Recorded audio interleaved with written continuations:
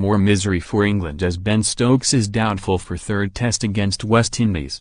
England have been dealt an injury scare on the eve of their quest to avoid becoming the first team to lose to West Indies by a 3-test margin since the 80s, with Ben Stokes nursing a bruised right heel.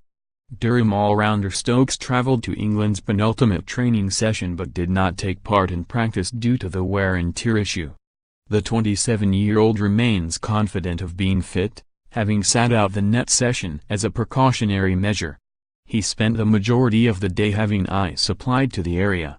However, the development was still of concern 2 days shy of the final match in St Lucia, and the England management will undoubtedly take a cautious approach to one of their prized assets with the World Cup and Ashes on the horizon.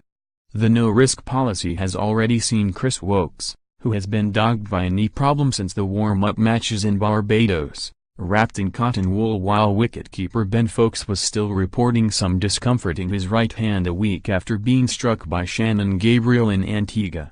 That pair both took some part in training on Thursday as an England team that arrived in the Caribbean attempting to win for just the second time in 51 years now face the prospect of claiming an unwanted piece of history as the first opponents to lose to the Windies by a scoreline of 3-0 or greater since India in 1989. The wretched displays so far led England coach Trevor Bayliss to slam the lack of a will to fight and called a crisis meeting at the team hotel following the 10-wicket defeat in Antigua last week. "I think as a player when those kind of things are questioned it can hurt your pride, so you want to prove him wrong," said vice-captain Joseph Buttler. Watching an innings such as Darren Bravo's, who showed lots of guts and courage on a tough wicket to take lots of blows, sometimes that is what it takes. That is a good example of a way of playing and being brave in that sense. But these are things in the past. Certain guys have shown that the guts, courage and determination of the group is very strong. We have not been good enough to show that at times on this tour. Looking at this week, we will be looking to show lots more of that." In the absence of their Northamptonshire-bound captain Jason Holder, through an ICC suspension, West Indies are unlikely to alter their modus operandi of pace and aggression at a ground where Shannon Gabriel claimed career-best match figures of 13 for 121 versus Sri Lanka last year. "We have not been able to soak up areas of pressure West Indies have put on us, and we haven't got anything going in partnerships or anyone individually standing up, making a score and batting for periods of time. Those are the areas we need to improve this week," Buttler added. "The real skill of the best players and best teams around the world is they adapt to those conditions better than the opposition.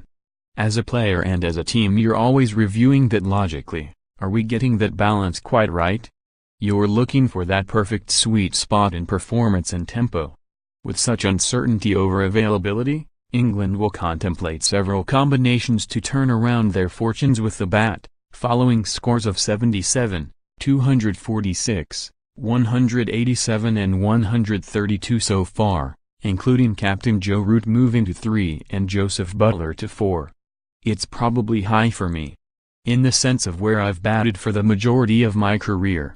But you have to do what's right for the team, and I have a lot of faith in my ability and feel like I can perform the role the team requires," Buttler said.